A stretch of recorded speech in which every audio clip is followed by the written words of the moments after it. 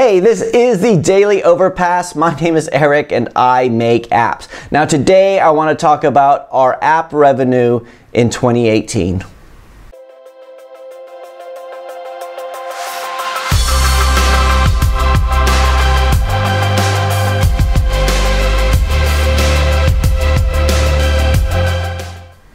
Every so often I'll do a video where I talk about how much money I make with apps, and I'll break it down based on the different revenue streams. So based on AdMob or Google Play or iOS or AppLovin, and those videos have been very popular and a lot of people have been asking me to do an update on that. So today I thought I would show an update of how much revenue I made through all of 2018 through these sources. And I've said this before and I'll say it again, the reason I do it is not to show off. There are people making far more money with apps than I am, and I'm just getting by. And there's people making a lot less, and every time I do one of these videos, I have this fear in my head that there's going to be more copycats that come out, because every time I do talk about how much revenue I make, there's a lot of people out there who say, I'll just make the apps that are exactly like his, and then there's all these copycats and everything, and that never works. But it does help a lot of people, because if you're in the app market, if you're trying to make a go of it, there's a lot of people out there saying that doesn't work anymore. It's not possible to make money with apps. And I'm doing a pretty good job, but we're still trying to improve and trying to get better. Although we may be stagnating a little bit, but it's still doing pretty well. So I thought today,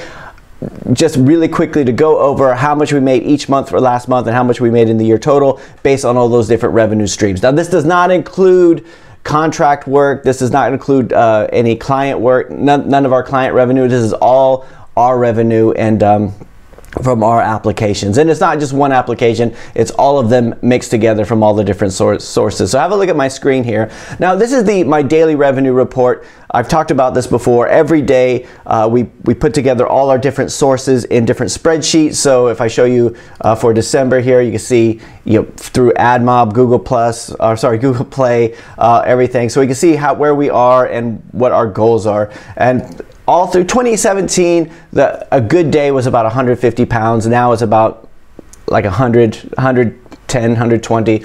But here's where we are. So basically what I've done is I've taken everything and put it on a month-by-month breakdown.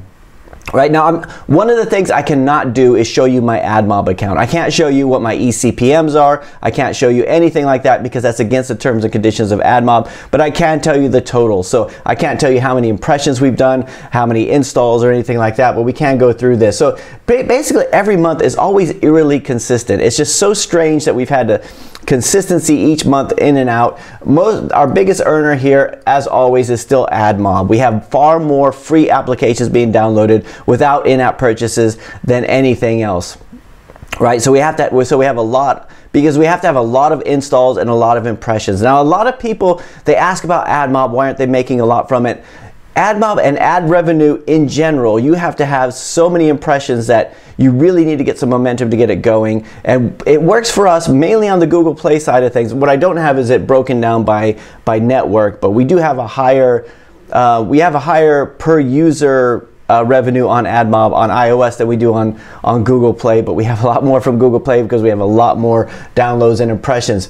So over here you can see we've got the Google Wallet. I said minus the cut, which means it's minus the 30% that goes to them. We've got the iTunes, and we have it converted to GBP. By the way, every time I do one of these videos, somebody says, what's that in real money? I'm only concerned with GBP because that's what we make, but it's easy to look it up if you want to look at the exchange rates. And then AppLovin. Now, AppLovin is something that we have through mediation networks, and I keep throttling it. Every so often, I get too much.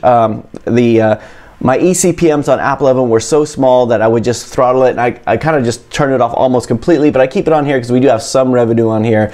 And I removed Facebook Audience Network because I've hardly done anything with it over 2018, although we did a lot in 2017. So one of those ones I need to turn on again and see how it works again. But is here. So for the total, so it was 28,000 for AdMob. So again, lots of impressions, lots of things going in there, and then also making sure. And we did have this pit here where I had one of my biggest apps removed, so we had this dip in a couple of months where I was really freaking out. But altogether, through app sources, all passive income sources, apps, we've done months and months ago, where we put some money into advertising, but not a whole lot. I mean, it did come to 42,000, which is like a job, right? If I was working a job as a software developer, mid-level software developer, I might be making something like that, but I'm not doing a job, but we're able to take and focus on other things and do more client work. And we had clients that are doing pretty well with app revenue too, and it's everything that we learn as we go. And so everything we talk about on this channel